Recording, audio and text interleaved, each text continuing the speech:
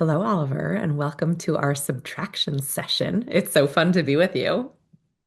Well, thanks very much, Mel. I'm delighted to be here, and I appreciate you taking the time. With pleasure. So I'm Nell 3D. We talk about success in a way that is sustainable and actually satisfying. And Oliver was a year behind me at Harvard, and we've been kind of looping in the social enterprise New York investing space since then. And he has a fabulous kick-ass book coming out next week that is so friggin' timely and really much needed. So it is really fun to do this catch up on that occasion. So headlines like radically moderate just feels like a great idea. And I have only the PDF copy, so I can't hold up your book that is coming out so excitingly. But yeah, it's so timely, right? We're a few days post elections and some things went well, so other things are still a total nightmare, like the government not being open. So tell us about strong floor, no ceiling in broad terms. Yeah, totally. I mean, look, and it's an interesting moment, as you say. It took 7 years to write this book, but maybe it couldn't have come out at a better time Yeah. because at the end of the day, it feels very much like people who are generally moderate. We'll get to radically moderate in a second, but generally moderate folks are kind of casting around for a plan for the Mm, country and for belief in some of the things that move the country. And when you think about what actually can threaten a polity like the United States. It's not 9/11, it's not Pearl Harbor, as tragic as those are. It's when people lose faith in the foundational belief system, which is the American dream. And, sorry to report to your viewers here, but 27% of Americans believe in the American dream anymore. And there's a good reason for that. It's broken, right? And the frustration is palpable. People don't, I mean, even fewer people, I think it's like 6% of people trust their government now. It's bad, right? But we have a country of 300 million plus people. We can't mm, run it without institutions and trust and faith in these things. And there has to be something we lock into. So for me, it was, what would that be? And it can't just be like not what the other guys are doing, whoever the other guys might be. And right. so I was thinking about like what is the engine that powers the American dream? And for me, it's this idea that we need a strong floor below which we don't let our fellow Americans fall. And the planks are ones you would understand, and they tend to be things that were in the New Deal and the Great Society, but education, healthcare, access to jobs, housing, opportunity, justice, et cetera. But you can't just stop there because that's expensive, and there Mm, has to be something that you want to strive for. You can't just stand on a floor and everyone has the same thing. That's not very American. So there should be no ceiling to what we can aspire to build. If you can create a great company or you can lead a great company, you should be able to amass wealth as long as you're playing by the rules and you're a part of the system. And so strong floor and no ceiling, those are not opposing ideas. They feel that way. They're actually part of an engine that powers the American dream. So we can talk about radical moderate in a minute, but that's the framework of the book: is what is a yeah. an empowering, a powerful vision that can rebuild belief in the American dream, but do it from kind of the center. Yeah, so beautiful. I have, I think of it from a much more kind of individual human life path and leadership point of view, but there was so much that echoed, which is why I wanted to connect. Of the other piece that really jumped out is this idea of unity and purpose without abandoning ambition, though, right? And I think that's kind of the juice of what you're saying. Like, so we have this floor, which is unity, purpose, we're going somewhere together, but we're not abandoning ambition. Like, we're American. We strive to grow and to win, right? I lived abroad for 10 years. And part of why I came back is that life in Western Europe in particular is a little too, it's a high floor, frankly, in a lot of ways with their socialist background, but it's a low ceiling. So this definition makes so much sense to me. But I think you talk about the loss of kind of the moonshot or, the various moments when we've had this clear shared ambition for the country and for our individual lives. And that's what I see is, again, at my kind of micro individual leader, success is broken, right? Like we know it's not just about money, like that has been debunked. And yet we've let kind of either the tech bros or the trad wives or the TikTok, whatever they are, run away with this idea of what success looks like. So, but say more about that kind of balance of unity, purpose, and ambition. Yeah, I mean, look, we are a nation, and unity is really important. I mean, collective effort is the key. And what's interesting is that if you think about those great moments in American history, they're part Mm, of this grand bargain, right? Where, if you look at the moonshot, it's a great example of, yes, it's motivated by the government and the president of the United States calls for it. And there's this threat over, Sputnik's up there beeping around and people are scared, right? But like who actually, if you look, there's the wonderful series that Tom Hanks ended up sponsoring on HBO called From the Earth to the Moon. And when you watch that series, like it's astronauts, it's former military, it's the government, it's NASA, it's a big government program, it's congressional spending, it's private industry, it's Lockheed and Raytheon, and these companies, and Hmm. they're by the sweat of their brow, they're playing, they're running these big contracts, and it's all together that you get to that moment where the foot lands on the moon. And it's the same thing with medications. It's the same thing with the auto industry, right? I mean, and I think we forget that when I mean, Elon Musk is a great example, right? Elon Musk, unequivocally, a talented entrepreneur, has built some pretty impressive companies. Unequivocally, Clearly. can't take that away. Yep. But his partner in doing so has been the American taxpayer, maybe more so than any entrepreneur in Silicon Valley, right? Totally. And it was very hard for me to see someone like that apparently seem to forget that, the loan program office of the DOE saved Tesla at a very important moment, that every Tesla ever sold is a three-way transaction. The person buying the car, the company selling the car, and the federal benefits that they got to make that purchase easier.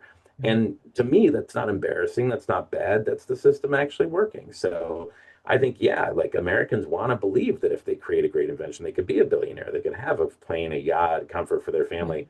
That's not bad. And pay your taxes, follow the laws, make a ton of money. Cool. I mean, Yeah. my startup's trying to do that in my venture capital firm, right? Um, but I do think, and just to round out on one other thing that you mentioned, I think that we have made the term moderate boring. Mm. And it doesn't need to be.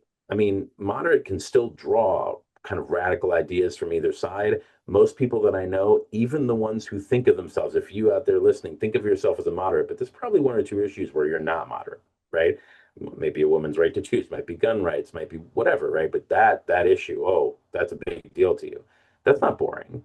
And you can take radical action to make your country better, even if you are a centrist. And we've Mm. done too little of that. Mm. Also, I don't know that a somewhat boring national platform would be the worst thing.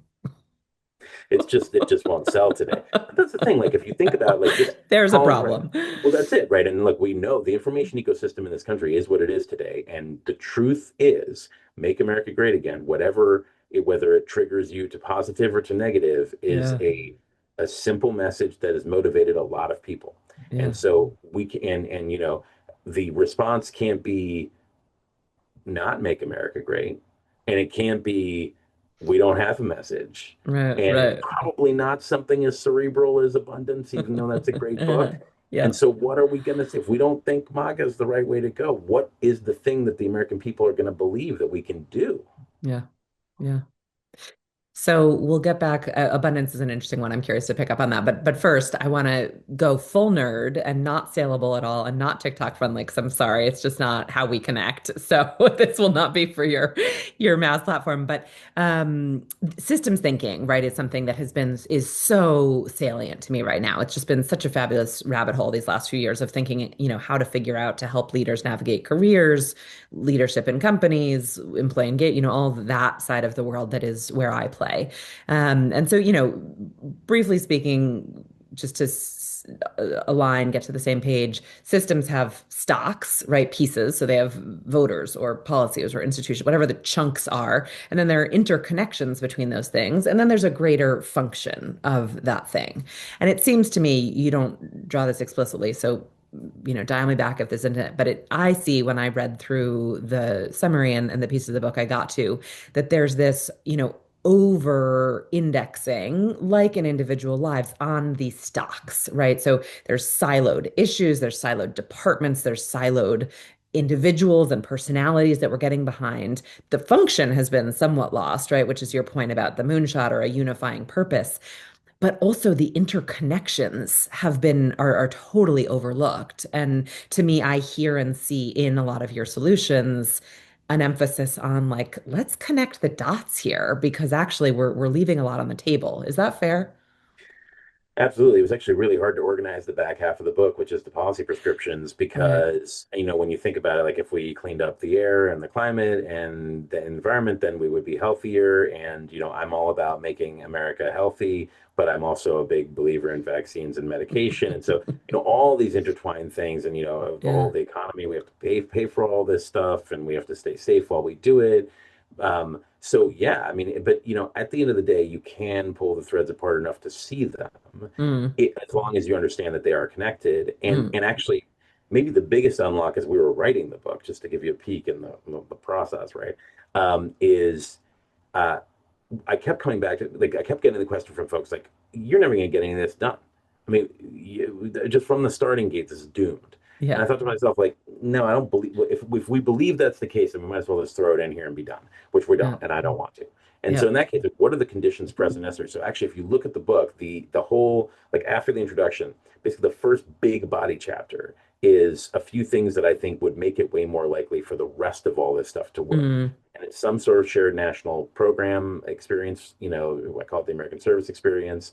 Yeah, it was getting a lot more traction these days. hmm. Vietnam made that a bad thing, but it's the ASC, as I call it, is you have the chance to go either to the military, Peace Corps, AmeriCorps, Teach for America type thing, infrastructure corps, or local government work. But Right. something that mixes us back up again and has us doing something meaningful and civic early in our careers. We're missing Yeah. that. Then Yeah. there's, social media and kind of information systems Mhm. repair. It's not about, like, nationalizing all that stuff or anything crazy like that, but like Section 230 for the wonks out there, like, that's the thing that absolves all these platforms of anything happens on the things. Mm. Sorry, like, that's just not relevant anymore. Like, if you deep fake somebody and you cause people to shoot each A other, little accountability. yeah, the platform has got to be part of that equation. And then last but Yeah. not least is, like, the operations of democracy. If we gerrymander Mm. the hell out of this whole country and then we make it impossible to afford running for office, we shouldn't be surprised that it doesn't feel like your vote matters. And that, again, is one of those fundamental things that ruins people's belief in their country, Yeah. right? Yeah. You're here. So my whole platform, not at all toward the election day campaign, but what I do is about subtraction, is really realizing, right, that like so many of us grew up as strivers. And so you're doing the right thing. You're doing more, you're working harder, putting in more hours, getting more degrees and more committees and boards and learning things, languages and skill, right? All of the things. And actually, if you took or read any economics, you're familiar with diminishing returns, which means that you can only do more for so long. And then actually you tend to hit this really frustrating ceiling.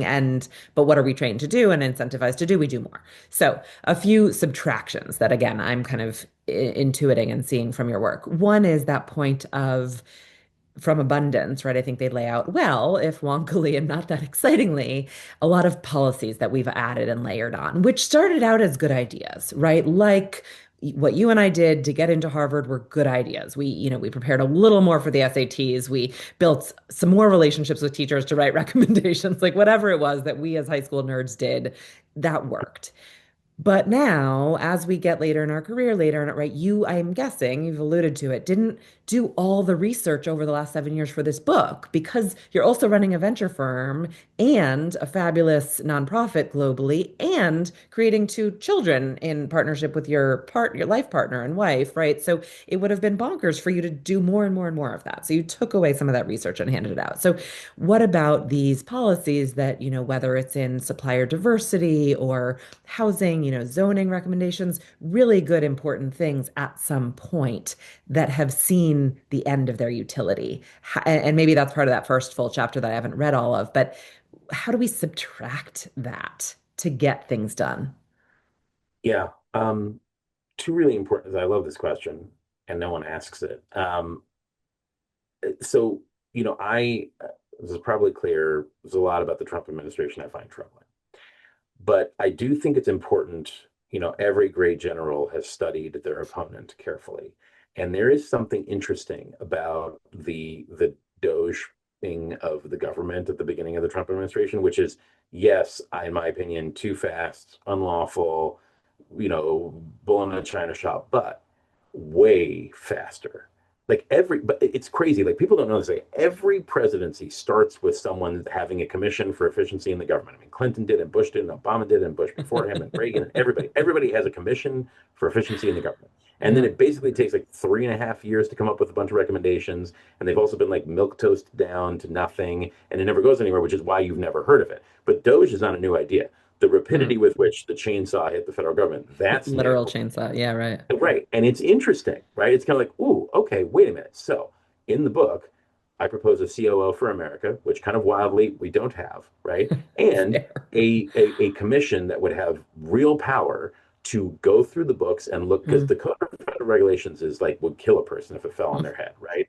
And I mean, we've all joked about this back when we were at Harvard. Like, you couldn't, it was illegal to eat ice cream on the sidewalk because why? I don't know the glue laws. We need to go through the CFR and Yeah, weed whack that thing yeah, because if we're going to ask people to obey the rules, then we ought to make sure those rules are sensible. And right. many of them are no longer. And Yeah. then many of them that should exist, like for example, it should be a big time federal crime to deep fake someone. Why it's not already is wild, you know, and the consequences are huge. So this idea of a COO and a Mm. fair regulations review process Mm. be critically important. And honestly, Donald Trump has shown us the way in that way. Yeah, yeah, fair. What about subtracting partisanship? That sounds really delightful. And I see pieces Yeah. of that in your We writing. we're never going to subject partisanship. But what's interesting about the American story is partisanship is nothing new. Paralysis is what's new. Mm. It's fine if you're in your tribe, as long as you understand how to talk to the other tribe Yeah. long enough, at least, to get something done. And that's what we've lost. Mm. Look, anytime you have more than two people in a place, whether it's the recess yard or the federal government, you're going to have factions develop in teams, but Right. that's okay. That's all right. That's actually Yeah. creative. Like you should, Yeah. but the idea that suddenly they can't like do anything together, like, and it's like, and if you have somebody tweet out all the notes from your coffee like the minute you leave, like that's unacceptable. And so that's the thing we need to go against. Before I forget it though, on the subtraction piece, the part that I think is so cynical about Mm. everyone who's fighting over the scraps in this country is actually the idea that this isn't a zero-sum game. The good thing with technology, the thing I like about the startups we work with, for example, is they increase the size of the pie. So when Yeah. I say strong floor, no ceiling, I want and believe that we live in a society and in a country that has, to take Ezra and Derek's word, the Mm. abundance to make sure that everyone can have enough. That is not Mm. the same thing as saying that everyone should have the same, because Mm. I don't believe that. But we oughtn't to have anyone below the floor. And Yeah. then do your thing, right? Go. But this idea that it's limited Mm. is uncreative and un-American. We can Yeah. create more, and then we ought just to make sure that everyone has at least their piece of it that makes it possible to live. Yeah, love that. I mean, and again, in my kind of micro individual context, I talk about the systems thinking of your life and your career and that success pursuit and the win-win-wins that actually come out when you connect these dots. And so, to the contrary of like in my context, well, you work hard first and make your money and then you can give back. And we'll get to your own life path in a minute, but you've certainly blown that right out of the water, right? And that's where we connect on that social enterprise thing of like, no, no, actually, of course, there are some trade-offs, right? I'm not kind of head in the sand, naive, whatever, trying to make the millennial dream come true. But actually, when we connect these dots, it's amazing the synergies, right? To use a word that has kind of been destroyed by consulting, unfortunately. But it's an actual thing, or it used to be before McKinsey sold it for $1 million a project. That there are true synergies, right? To your point earlier, when we make the air healthier, turns out our asthma costs reduce. Turns out school attendance can increase. Right, like boom, boom, boom, boom, boom. You unlock these win-win-wins. And so I think that's such an important thing to just own and call out. And again, it's not naive or idiotic. It's strategic if we're intentional about doing some of these cross-functional, cross-departmental things. Yeah, I think the kids say no notes. So tell me about you for a minute. I loved seeing the piece, which was a story I didn't know from you about you, that your grandfather had encouraged you to like go do some things first, which is so beautiful. Speaking of consultants, right? That's always my pitch. I'm like, y'all, what are you consulting on at 22? You have no idea how to do anything. Like, go do some shit, and then you can tell people how to do their shit, but not before then. And so I love, this is a little bit of a who knew 7 year overnight success to see you come out with such brilliant thinking in such an important timely area. But I know a little government at first, but then this robust career and venture in such a holistic way that I have long respected, and then the social enterprise that you've built, which is so powerful and global. And now here we go to the private or to the public sector. Say more about this choice. Yeah, I mean, I think kind of exploding traditional pathways has been pretty much the career so far. So I ended up kind of not, not getting anywhere that I've gotten through the pathways that most people get there. I ended up in the U.S. intelligence community during college through a program that the CIA has for identifying talent. It was really a formative experience. I was technically there during the time of 9/11, and the before and after was really different. But the idea of being there, even as someone very junior and brand new, just learning, really, and the dedication that group at Langley had for their job, and actually the genuine nature of how nonpartisan it was has never Hmm. gone away from me. Mm. But I had that conversation with my grandfather where I said, look, I want to be involved in civic life. Maybe I should run for office. And he said, you're right, maybe, but like, what have you done? Like, what are you gonna? People are gonna come bring their real problems to you, their healthcare, their jobs, their housing, their kids, their school districts, and you're gonna be what? Like smart? That's not enough. You need to have experience. You need to understand. You need to have a frame of reference. You've done none of that. You should go and experience the engine of America. This is what he, as a doctor and a Mm. Nobel laureate, he said, go experience the engine of America, go into the private sector, learn balance sheets, figure out how to build something, hire some people, and then maybe you'll be ready. And Yeah. so, look, 20 years later, pretty much, the venture firm has been an experience, something like 100 companies, the nonprofit even more, and the through line being like building these things and empowering other Mm. people because I rapidly realized that was my talent, right? Um, and then at the end of the day, never straying too far from the policy world. But I will say, and I've been asked this question point blank about this book, like, is this me announcing a run for office? No, like I have a lot of work to do in my career. I have young kids. And I don't believe you have to be a candidate for public office to write a book about what the Mm. American dream ought to be. Mm. And frankly, if it can be useful to folks, Democrats, Republicans, people who feel adrift in this country, great. That's what it's written for. Yeah. Love that. So first looking back, because that provokes the question looking forward, but looking back to, that conversation with your grandfather, college involvement and the 20 years since, what have you chosen to or had to maybe subtract from either a more traditional path or the paths that, not taken? What have your subtraction strategies been? There's a few really important ones. First of all, my mom, who passed a few years ago, was an enormous inspiration for me. She was a enormously worldly person. She was a physician, but also a scientist whose direct research has saved millions of babies. She was an OBGYN radiologist, and Mm. almost every kid in America has been through the nuchal fold translucency, which is the non-invasive test for Down syndrome that saves lives Uh-huh. because amniocentesis, does have complications when you Yeah, load out yeah, over 3 million pregnancies a year in America. And so yeah. that's mom, and mom was also What a mom, and we had dinner legacy. with her almost every night, right? But Yeah. what she would counsel people who came to her, she was very much about like women being able to. She was a small business owner, ran her practice, but was also a big hospital, all these things, right? But Mm. she would say like you can't have it all, but you can have most of all of it most of the time, and that ought Hmm. to be enough. Hmm. And so, are there times where I miss things with my family? Are there times where I need to rely on my team because I can't be there for something? One of the proudest achievements of my life is actually getting the nonprofit to really not miss me very much. I mean,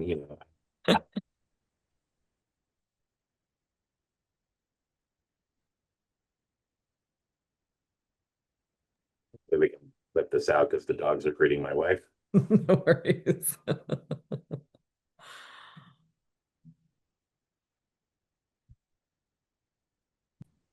Sorry.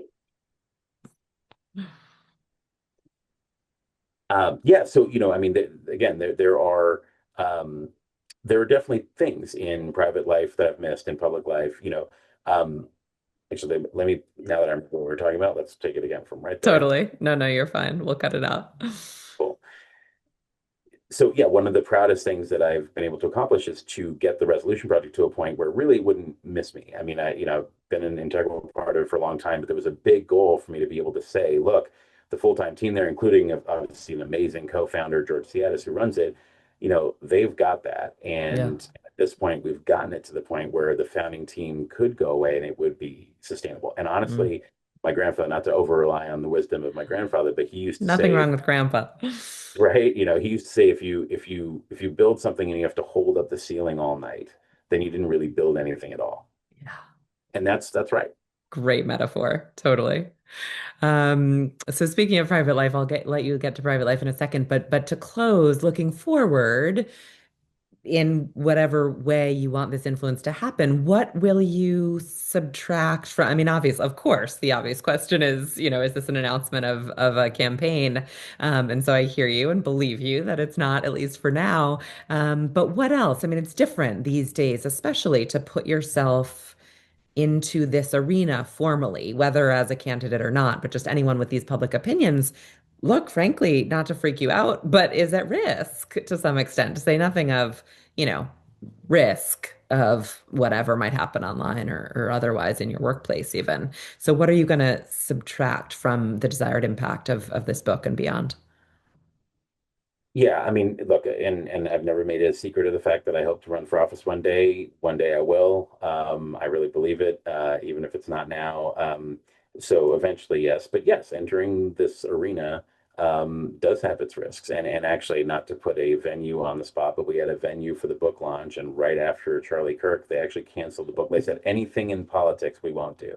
And not that my book is anything like it, but you know what I mean? Like that was a very sobering moment. Yeah. But Well, I'll tell you a quick vignette. When I wrote a piece in 2018 called America Needs a Strong Floor with No Ceiling. It was the very first, outing of this phrase, right? And I remember the comment stream on the piece, people could go find this, was like pretty complimentary, and then someone wrote sounds like a fish tank. And I was like, I read it, I was like, yeah, I kind of, all right, sure. And it just was a lesson like, yeah, now everyone's gonna like this, and yeah. you're gonna get some stuff, and let that be the worst thing anyone says. But Yeah. yeah, like, but honestly, I, if we have driven all of the people who might want to engage in public service and civic discussion away from it because it is challenging or because it could be a little scary, Mhm. then we should not be surprised that the quality of that discourse and the results go down. And Mhm. taking us right back to the fact that the 27% of Americans believe in the American dream and single digits for faith in the government, well, you need quality people. And so I humbly believe I can contribute. I once told my mom, who was very worried about this, that I would get involved in this world if I felt like I could be useful. Right? That's it. Mm. It's not an ego trip. I've got a great Yeah, job. I have a yeah. great Yeah. team. I can do venture capital forever. People get old doing that. Many of my OG colleagues are doing this in their 80s and 90s, and God bless them, right? But for me, like I feel like this is something I can help with, and Yeah. that's why I'm doing it. Yeah. I was just at Thinkers 50 over, and that's why I was in London earlier this week. And, just beautiful convening of nerd Oscars. Like it was my happy place. It was so much fun. But one of the quotes that was called out on stage by Ranjay Gulati, who's written about courage really beautifully, primarily in the private sector, but it applies to humans everywhere. And he quoted Seneca saying, the reason that things are difficult, um, hang on, let me get this right. The reason that it's not that we don't do things because they're difficult. Things get difficult because we don't do them. And I just think that's so apt right now. It's like, yeah, things are a little scary, but frankly, there have been political assassinations for all of time. So I don't know statistically, is it better or worse? We certainly see it a lot more graphically right now and with a lot more frequency. But yeah, it's risk. It's you're a public figure. Like by definition, that's what it is. But is it actually so difficult to go do that when you're convicted and believe you can be helpful and see a better path for your children or future generations or your companies or your, whatever it might be, and have scale at that volume? Like, I don't know, maybe we just should do it. Look, I think that's inspiring. I think he's right, and but I can't help but raise a fun eyebrow with something I heard recently, which is paraphrasing JFK's famous phrase that we do these things not because they are easy, but because we thought they'd be easy. It's Fair. one of my favorites. Yeah. Honestly, here's the thing, right? I mean, reigniting the American dream, Mm, getting beyond the partisan moment we're in, and all that. It sounds horrifyingly challenging, if not impossible. And I think a lot of people kind of have thrown in the towel. I mean, I cannot tell you how many people have said to me, like, I'm not engaging. But now, like, we live in a country, and you can ignore politics. Politics does not ignore you. all of our lives. And by the way, the longer the shutdown goes, the more, suddenly your flight's going to get canceled, or your post is not going to be delivered, or that Medicare, Medicaid check, or that SNAP payment's not going to come. And, Mhm. don't miss government when it goes. I love to say, like, Yeah. people ask me, are you big government person, small government person? I'm Goldilocks government, but there is a Goldilocks government, and we ought to make Radically it work. moderately sized. I like That's it. right, radically moderately sized. But that's not, and if we're throwing in the towel on that, then history can move on to the next great nation. But Yeah. I don't think we're there yet, and I don't think we Yeah. should throw it in. Yeah. So good. So good. What a treat, Oliver. Thank you for the effort and the work to put this together. Writing a book is no joke, especially to take 7 years to do it. So all the best for the launch, and can't wait to see where Strong Floor, No Ceiling takes us. Well, I'm glad you didn't subtract me from your plans here, but I really appreciate it. Now, this is great. Thank you for the discussion. Yeah, total pleasure.